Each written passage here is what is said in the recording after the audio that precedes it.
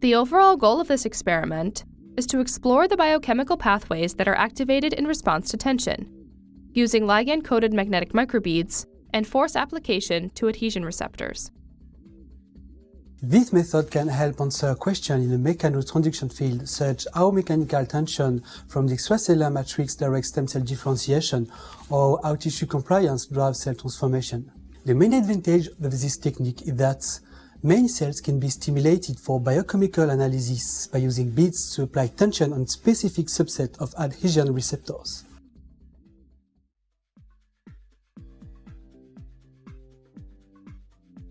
To begin, thoroughly resuspend the supraparamagnetic tosyl-activated beads in the original vial by vortexing for at least 30 seconds.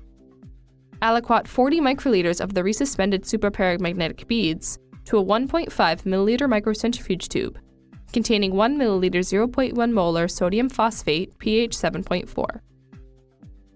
Next, place the tube on a magnetic separation stand to separate the magnetic beads from the solution. Discard the supernatant and remove the tube from the magnetic separation stand. Resuspend the beads in 1 milliliter 0.1 molar sodium phosphate pH 7.4. After washing the beads twice, resuspend the beads in 1 milliliter of the same buffer.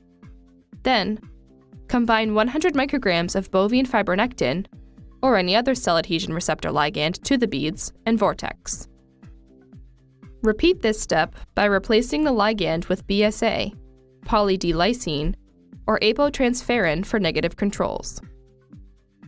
Incubate the beads with the ligand-containing solution for 12 to 24 hours. At 30